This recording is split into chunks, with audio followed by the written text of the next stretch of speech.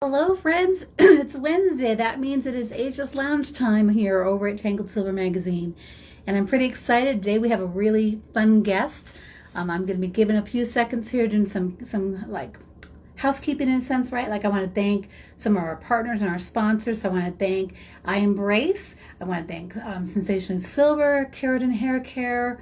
Oh my gosh, I'm sure there's a few others that I missed out on this one, but we just want to say hello, everybody. We are going in here to bing, bing, bing, doing little things, and we're about to go live. I'm going to go in here and add her in just a second.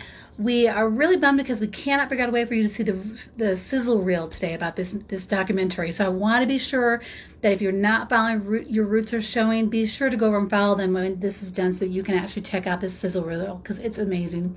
It's going to be a fabulous thing. So we're going to hello, Grace Silver. As I tell everybody, I like to try and say hello to you, but it doesn't always happen in these, and we don't get to see that stuff afterwards. So, come on. Oh, nope. Hang on. We got to fix this a little bit. It looks like she's trying to go live with me, and I need to get her to go live with us. Hello, hello. Okay. So if you're watching this right now, at least you've got to go in and accept my invitation. You should have just gotten something that comes up and says, join Tangled Silver Magazine live. Hello, hello, hello. Oh my gosh, I'm so excited. Silver and Beauty. Hello, Alexis. Hello, Etta. Hello. Oh, Sunrise, Colorado. I love it. Somebody else who's a Colorado because I'm over here in Northern Colorado. Libby, Paula, we're all kind of waving. And let's see, are we getting on there yet? Hello, hello, hello. All right, where are we, my dear friend? Elise, are you having trouble? Let's see, if you are having trouble, maybe sign back out and then come back in. If that will work, you need to accept my request to go live. And we will try and send it again. Always these things with live, right? It's such a great idea. It's so fun to do lives. Okay, it's telling me you're unable to join. So let's make sure, go out of it and try again. It may be we made sure that she was fun. I'm going to invite you a second time here. Let's see if this time it will let you actually grab us. I just sent it out. So while we're waiting for her to, oh, there we go. We did it. Thank you. It's all those quirks, right? I always tell everybody, easy. Yep. Okay. With anything for lives, they're just quirky, and that's what it is. Welcome, Elise. How are you? I'm good. I'm going to try and adjust my light because this is my first go at this. But whatever. I'm good. Let's do this. We got lots of hearts coming up, so we've got lots of people that are interested in checking out and hearing what we've got to say. But you know how everybody knows this when you come on here. My first thing I like to ask everybody is, what does being ageless and timeless, an ageless and timeless woman, mean to you? So at least let's start with that. What does that mean to you when you hear ageless and timeless? Well, first of all, we can't be ageless. We're a certain age, right? So I think that's the first thing. This whole trend of I look my age, I like that. So I think timeless also means to me not getting trapped in a box, the box that says you're too old for this or you're too young for that, and putting ideas or limitations on how we choose to be. So. Love it. I love it. I would agree with that. You know, I like to use the word ageless now because I feel like somebody will go, well, how old are you? Well, that doesn't define who I am today or who I am tomorrow. You know, my birth date doesn't define who I am. So I have kind of been warming up to timeless and ageless versus saying, you know, what's the word I'm looking for? Getting aging, right? Like I'm ageless. I don't want you to define me by how old I am. If you say your age, and there's no shame, and there's no hiding, there's anticipation, there's taking the good with the bad of every age you're at. You know, that's kind of a winning combination. I do remember asking my mom when I was a little kid, Mom, what's the best age? And she said the age you're at. And that's nice. And that's kind of true. So anyway. No, I would agree with that. I tell people happily, I just turned 56. I am loud and proud about that. I do not hide from that. But I just feel like, again, but if somebody goes, oh, you're 56, I'm like, that doesn't define me. What does that look like for you? Because it looks different to me. Like, yeah. But so let's talk now. I'm really excited because At least we've met, what, gosh, about a year ago now, at least I think it's been about a year Yeah. ago. She Yeah. does some beautiful shoots for the magazine that you all have seen. If you just saw Beautiful Heron, that was her cover that she took for us. Amazing photographer, makeup artist. And now she's adding creator of a documentary called Your Roots Are Showing. And I want her to give you her take on why this is so important to her. Well, okay. Well, let's go back to age. Okay. I turned 65, and that was a kind of wake up and what are you going to do moment. And I just felt more able to be everything I can be and do everything I want to do. And I've been watching the silver thing, been watching it ever since I quit dyeing my hair in my mid 40s. I only covered the gray maybe 2 times, maybe 3. And really quickly, I just felt the disconnect and I didn't like what it did to my hair. And then as soon as somebody once said, oh, well, you're not going to be able to work in the beauty business with gray hair. Well, that was all I needed to hear. It made me very rebellious. And it was like, really? Watch me. So why is this important? Well, first and foremost, I'm a hair and makeup person. And I've been doing this for well over 40 years. And our core mission, all of us hair and makeup people, is to help our clients, our subjects, look and feel their best, period, in whatever context they're going to be in, right? So if you're going to be good at that, you have to look at the context. You have to look at the bigger picture. Who are they? Where are they going to be seen? What's going on? And what's going on? There are trends, these things called trends. They move in and out of the scene. And some trends are blips, and some blips are there because someone is trying to sell us something different than we have. They want everything in our closet to look obsolete. So now we have to look at this, and this looks better than what we have. And so we buy this thing. But then there are other trends that have deeper, more important messages and conclusions for us as a culture, as human beings, because we adorn ourselves, and we always have, and we present ourselves, and we have control over that. And sometimes the external affects the group, and that group affects how we feel inside. So I was watching the trends of silver.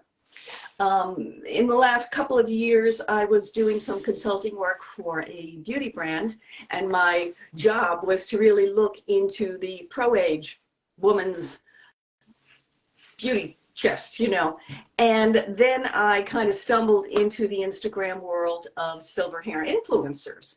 And I thought, wow, this is something. This is really something. And then I went online and got into all the silver groups, and they were so different.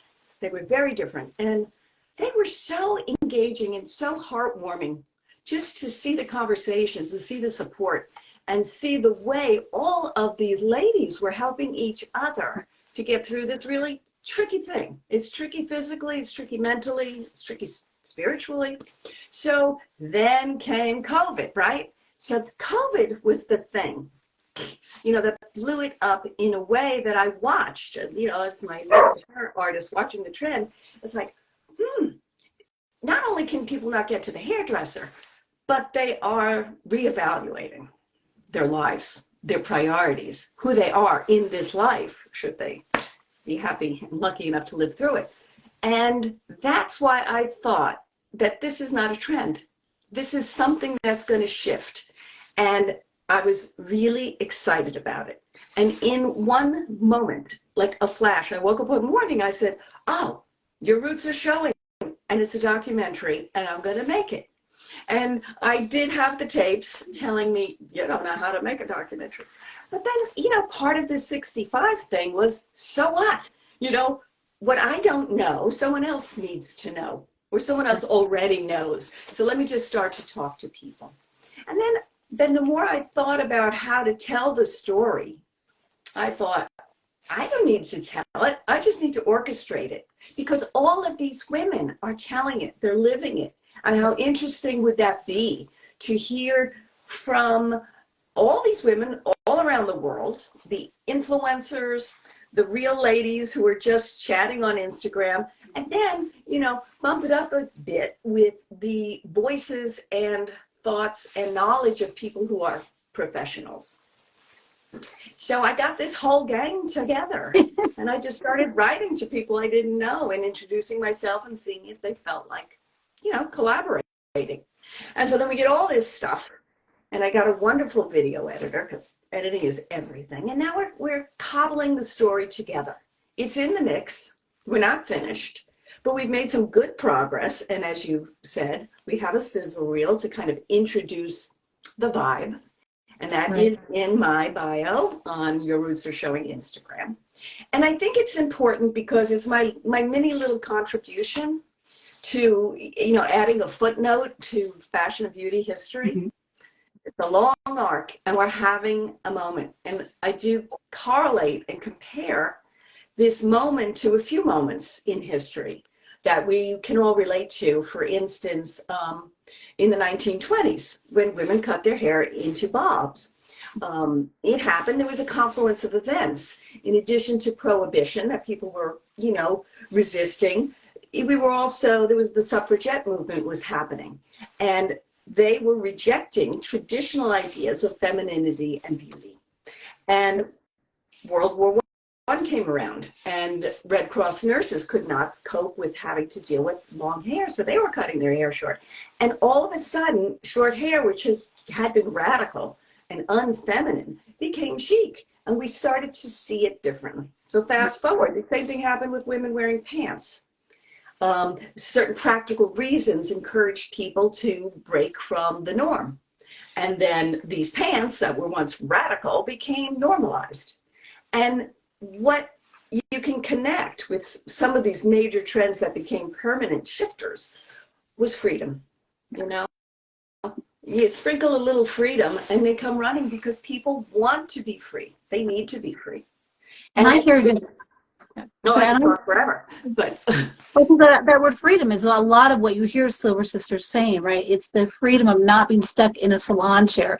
It's the freedom of not having to worry about what they have going on their calendar that they got to make sure they get in and get that dye job done before that event. Denominator for everybody. And you know, as many submissions as we've got, people just telling their story. Certain things come up again and again and again, no matter how old, no matter what kind of hair, no matter what kind of lifestyle, and freedom is, you know, rings overall for sure.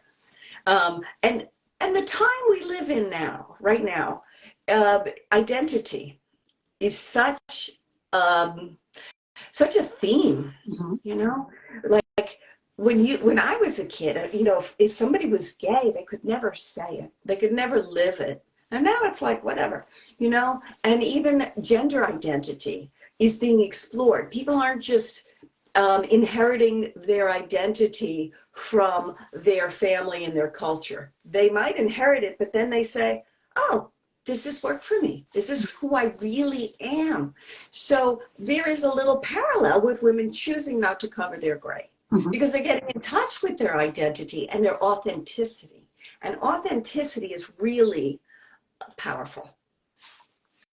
You know, it allows you to just be you. And when you really are you, you're much more powerful, much more free to bring your little superpowers to the table. Right. You know, we can't all be the same. Right. You know, we'll be boring and nothing will get done. Right. I mean, who wants to live like that, where everybody's identical, everybody acts the same, everybody does the same thing? There's a time and a place, you know, and I think children and teenagers often, I mean, that's one of the reasons I stopped coloring my hair was because I had two young girls. And one was 6 and one was 12. And so they were in the, you know, the jungle out there of female peer groups trying to make them conform to whatever was happening. And I wanted them to be authentic. I wanted them to be free to think it through and how they wanted to be. So at that time, coloring my hair felt inauthentic. And I was not being a good role model in this idea of being authentic. So I think, you know, that's part of what's happening in a big way on a lot of levels. Right. What I love, as she mentioned, if you want to see the sizzle reel, go to her bio at Your Roots Are Showing so you can catch it. There's a great moment in that sizzle reel where you've got three younger girls that are associating gray with the fact that the word we all hate, that unfortunately gray gets associated with old. And why is it? How do we stop looking at gray as something that is automatically goes to the old category, right? Because it's not. It's just another color in the crayon box. And yet, for some reason, we've grabbed a hold of it and associated it that way. And so I love that piece where these three younger girls that are just talking in general about, you know, how do we change that and what their expectations are. What did you gain from talking with those three younger women? Because, you know, tell you about that yeah, because it's funny. I hadn't even bought my 14 Pro camera yet. I had just decided to make this film, and we were at my mother-in-law's 90th birthday party, and those three girls, my daughter, my niece, and a cousin, and they're all at the party. And I see there's like a guest room in this apartment that we were at, and the guest room was silver. So I thought, oh, you know, so I grabbed these three women and young ladies. Their ages like 20 to 25. They're all very smart. And I said, can you guys come in here and just sit down, you know? And then I threw a question or two at them, and I just let them chatter. And they were so thoughtful. And they, you know, that was my my niece in the center who was saying that there's not a problem with old. It's just, why is old bad? right, Which is right. another thing that kind of provoked me to invite a lot of younger women into this film, is because we have to stop bashing old. And Absolutely. we only associate old and gray as a bad thing. It's not good for anybody. Right. But if gray is everything, and gray is everywhere, and in small bits and big bits and in various ways, it stops being bad. Well, I like to think of it in the sense of like, where along the lines did we all start thinking that? I can remember there was a time where you used to look to your elders, right? You would look to the wisdom that they had, and it was beautiful because they had this life experience that they could share, because not everybody gets to be 40, 50, 60, 70, 80, you know, you don't, a lot of people don't get there.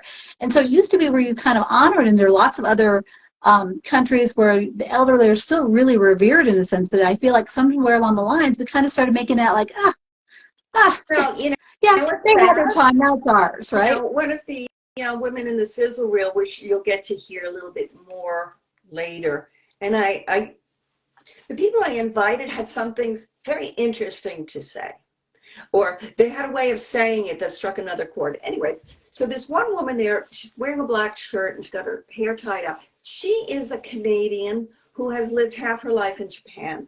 And she's a teacher. And part of what she talks about with her students is identity.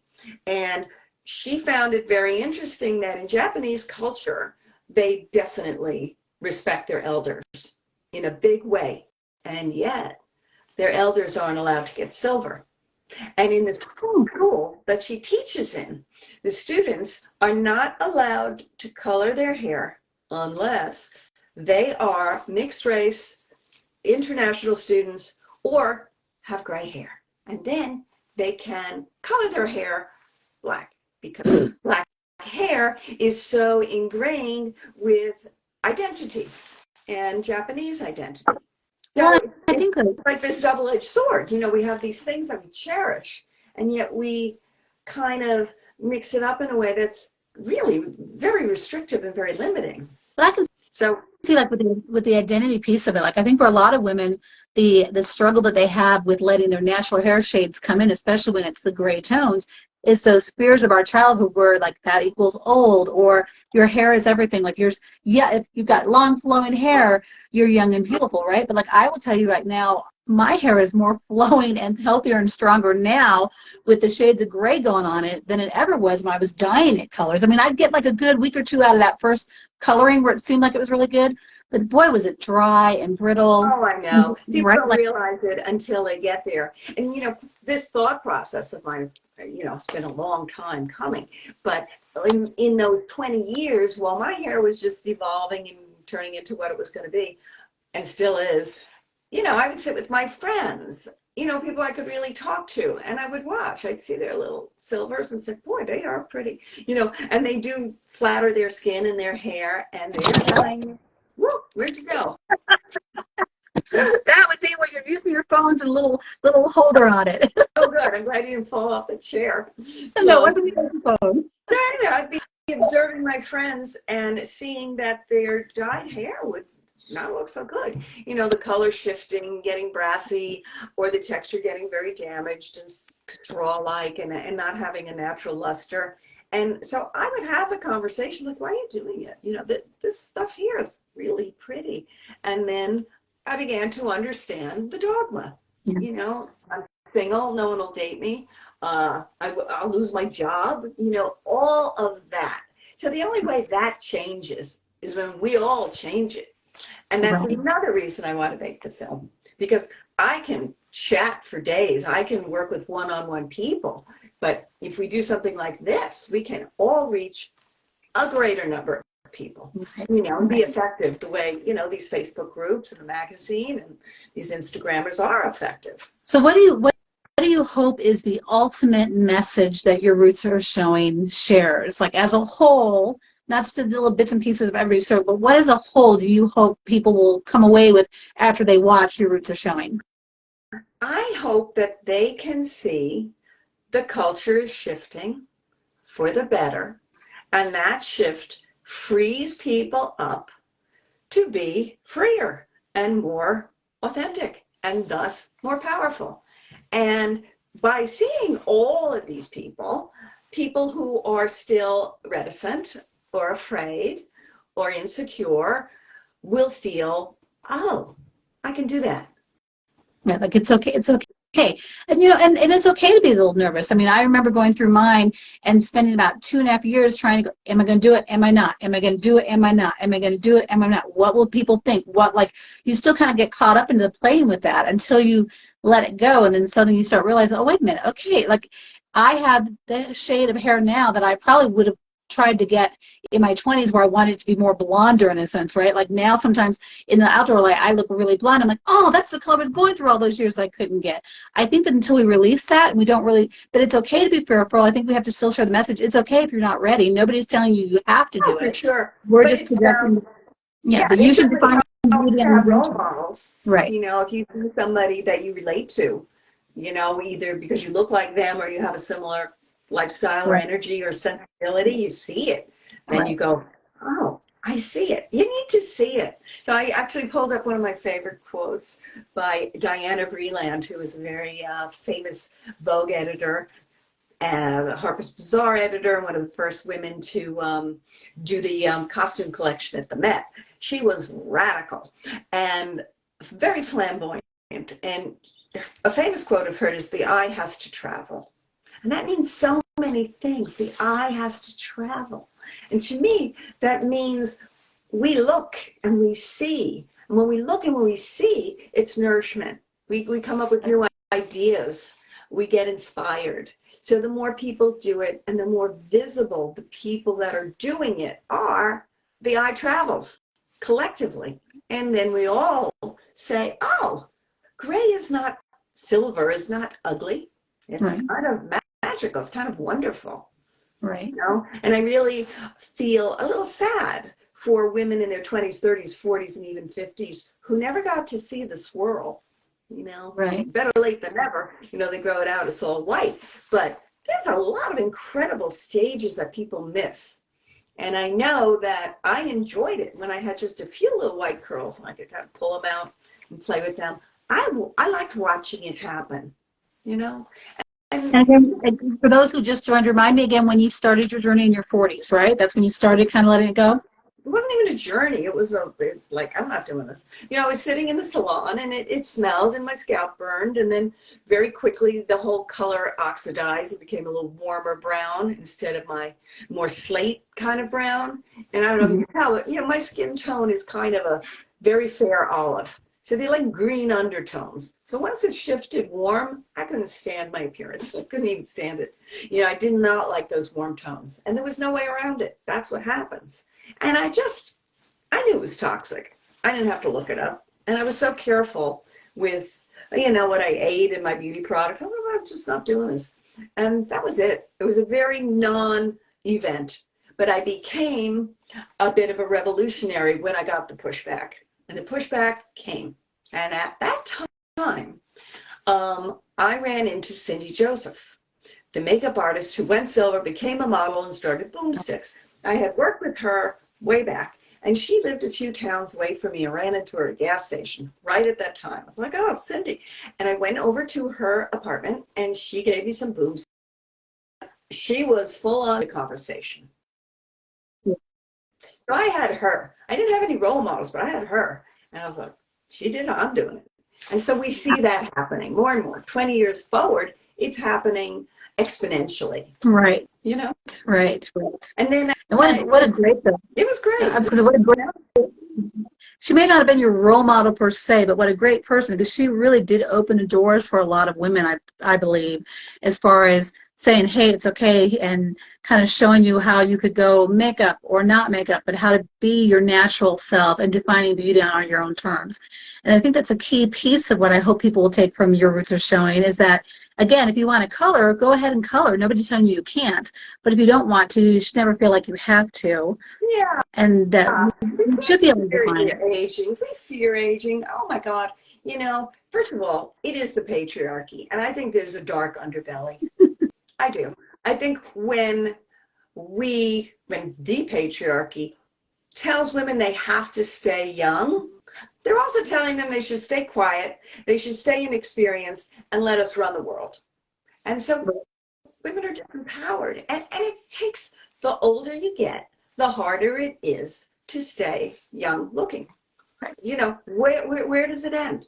And I'm not, listen, I got Botox, hello. And you know why I get it? Because it makes me feel better. I don't even have to look in the mirror. When my lids are a little bit lifted, I don't feel so tired. And when you don't feel tired, you don't feel tired. So what I'm saying here is, I think there's a big buffet of what we can do to look and feel our best. But if the goal remains look young forever, you're going to spend a lot of time, a lot of money, a lot of energy that could be better used in your life and the life of other people. Right, absolutely, especially the energy piece of that. If you're spending so much time worrying about that piece of it, you're missing out on everything else going around you. The obsession is crazy. At that time, that was my mid-40s, I had a beauty boutique. It was a makeup studio. And a lot of the clients were neighbors and people in the community. They were women in their 30s who were young moms, and they'd come in and they would all say, oh, I look so old. I look so old. And I realized this is crazy. You know, that these people are in their 30s and they look so old, they're just tired. And nobody would sit in my chair and say, I have the best smile. Let's just pick a great lipstick. It would always be, my lips are too thin, my eyes are too close together. There's everything wrong. Everything's wrong. And that is so destructive. Right. So I hear. And the hair is part of it. The hair you have is not good enough. Sometimes I'm on these Facebook pages with the Silver Sisters, and people are lamenting a lack of volume. Why do we have to have volume? Why do we have to have straight? Why do we have to have curly? Why can't we have what we have? Right.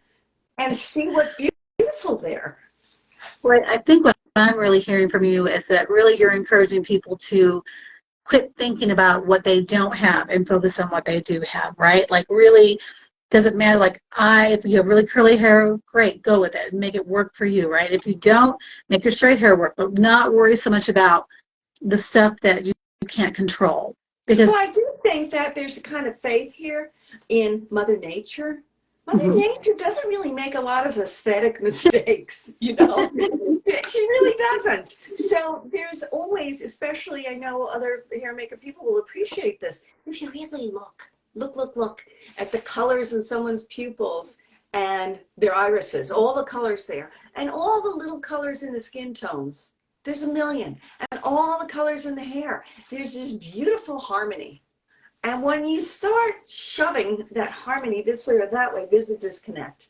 And when we do too much in the effort of looking young or like her, because I don't look like her, we lose who we are. And Mother Nature has made this great bounty of diversity. Right. And the more you do, there's a disconnect. There's going to be a disconnect. You do too much to your face, there goes the neck. You know, there's going to be some place that it starts to look weird. And if I digress yet again to the mid-40s time, that is when a lot of very recognizable actors, actresses did very overt and extreme things. We don't see so much of that now, but at the time, you know, there was, you know, lip fillers that were like bizarre. And I was looking at this, just realizing this is madness and it's not pretty. Well, do you think, like, when you talk about that, like going back into the 40s, I really think that the generations before us really were more caught up in having to be worried about what everybody else thought. Whereas like the generation of like your daughters, nieces, my daughter are at this place now where like they're, I think, at the most freedom at this point because they really don't care as much. So my daughter turns 30 in December, and 30 used to be like, oh my God, I'm turning 30, right? She runs around the gym, oh, I'm going to be dirty 30. I mean, she thinks it's hilarious. She's not worried about that at all. She's not like, oh my gosh, I'm already 30. Whereas in our time frame, it was kind of like, oh my gosh, you're 30 seemed like a big deal, and then you're 40, and oh my gosh. Like I got to 50, you know what? I could It's because they're exposed to more. They see more diversity, so they can see what's beautiful in all these different options, and they can feel, you know, I think the culture has shifted, and they're in a better space than we were. Right. You know, we were in a much more controlled and contained ideal. So I love what you say about the movie. It's really about this moment in time and the beauty industry where women embracing their silvers really is not a, what's the word? Thank you. Yes. It's a movement, and it is a revolution because it does go head on to sexism, and it does, you know, hit ageism head on, because you know what, we're an aging demographic all along. You know, we are. And well, you can't stop it. We can't stop it, and it's a force to be reckoned with. You know, so ageism doesn't have to be tolerated. And one way not to tolerate it is to be the age you are and look that age. And it doesn't mean you shouldn't stay fit and strive for being attractive. Right. That's a human nature thing. We all want to be attractive. Doesn't matter how old we get. Right. But what does that look like? It doesn't have to look like we looked when we were 20. That was fun then. Right. But this can be fun now. And it doesn't have to look like your next door neighbor or your best friend. It can look like you when you look in your own mirror to find who you are. Like, look in your own mirror and decide who's the most beautiful of all, right? And tell yourself it's you, because that's the attitude you need to have, I believe. If you believe you look beautiful, then half your battle with everybody else around you is gone because of the way you carry yourself. Well, you know, that's the other thing about look good, feel good. And that is kind of what's so wonderful, really, about being a makeup and hair artist. When I get somebody ready for something, and maybe it's an actor, or it could be just a person having an event or doing something special, they feel good. When you make somebody else feel good, they go and do good. Because when people are feeling bad, they don't behave as well. You know what I mean? They might not be as lovely a person, but when people feel good, they can do better things. Well, I feel like this conversation has been really good today, and we've had lots of people. I don't think that you can see the necessarily, but they've been telling us that they love us both. They love what you're doing. Oh, good. Give me maybe a timeline of when we can expect. You've got a sizzle reel now, but about when can we start really looking for when that whole documentary will go live? Any idea? The video editor did tell me, and he's very responsible, that maybe will be done around the end of the year. But these little submissions keep coming in, and if somebody says something really profound or they add another facet, you know, we just go back and it's like a lump of clay. We keep messing with it. So I would say before, I don't know, somewhere between the end of the year and maybe March of next year. 2024. So we can all look forward to getting to see it. And in the meantime, if you're not following Your Roots Are Showing, you should follow Your Roots Are Showing so you can see other updates, because she's sharing other women that she's talking with and sharing, right? Yeah. You can also follow her if you want to hear makeup tips and stuff, right, over at your Ilise Harris as well, which is more focused on your makeup. Whatever moves me, yes. Hair, makeup, travel, cats, whatever. Wonderful. Yeah. Well, And we thank you. are on Facebook Yep. too. Your Roots Are Showing. Yep. And that's the story for now. Yeah, well, we're really excited to see how it grows. I can't wait to see the finished product. I will tease everybody that I was graciously asked to be a part of it, so I will be in the part of the finale of this whole thing, which is such an honor for me. So thank you, Elise, for that. That was very wonderful and meant a lot to me to be included in this. You're one of And the pros. You're one of the pro voices. well, and ladies, you all know that I would love for us to be able to say hello to all of you or answer any questions for you, but you all know Instagram Live doesn't let us do that. And the minute we end this, all your wonderful comments disappear and we don't get to see them. So feel free to reach out to me on the IG messages. Feel free to reach out to Ilise if you have questions. We love you all. Thank you for joining us and giving us a little bit of your lunch hour today. Or if you're late after lunch, your after hour time, maybe your break between things. But thank you so much, and look forward to seeing you all, and can't wait to see Your Roots Are Showing when we actually are finally done with it, and it goes live in 2024. So thank you, Ilise. Thank you, Robin, so much. I appreciate We'll it. talk with you soon. Bye-bye, everybody. Thank you. Bye.